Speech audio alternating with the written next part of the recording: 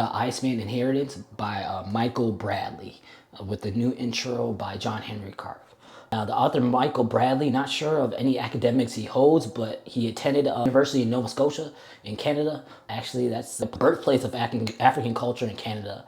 But in the beginning of the book, he does have like acknowledgement in the foreword section where he writes on people who helped him with his research and is about like background scene of this book. And he talks about the significance of this book. Now, this book was originally published in 1978 and it was later revised in 1991 with a new introduction by John Henry Clark. For those who may not know, John Henry Clark is a prominent African-American historian, educator, writer. He's arguably regarded as one of the key figures who helped lay down the foundation for and popularizing the study of African and African diaspora history in the United States. And in his intro in this book, he talks about the history of European colonialism and how they tried to deteriorate the African people. Talks about how Europeans used religion as like a social weapon to break down the enslaved people, and how racism became their culture in the Western society. Now, this book, the subtitle of this book, it's a prehistoric source of Western's man's racism, sexism, and aggression.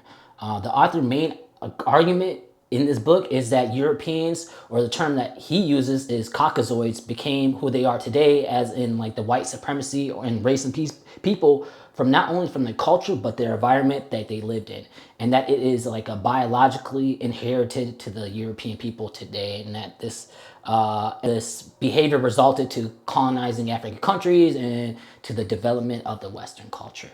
Now, I'm not going to go too in depth with this book because there are actually a lot of good reviews on this book out there.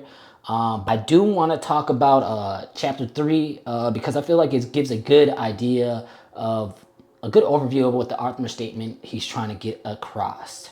3, Child of Fire and Ice. This chapter argues that certain aspect of modern behavior can be traced to adaptation that developed during like the Ice Age. Earth has experienced at least 5 ice ages, with human only having lived through one of them.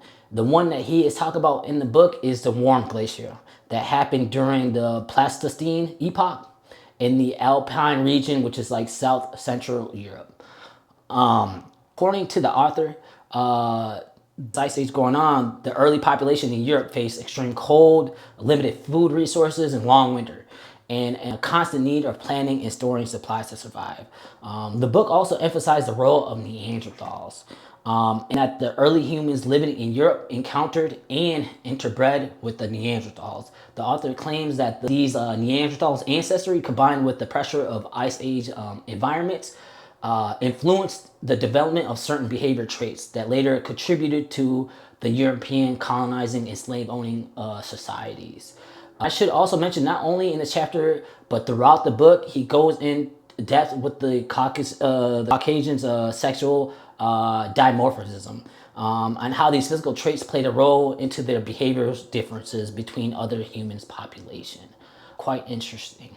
My final thoughts. I would like to say it is important to note that this book is not widely accepted within the mainstream anthropology community or the science community. Many of its central claims are not really supported by the current scientific evidence. But what do you think about this book?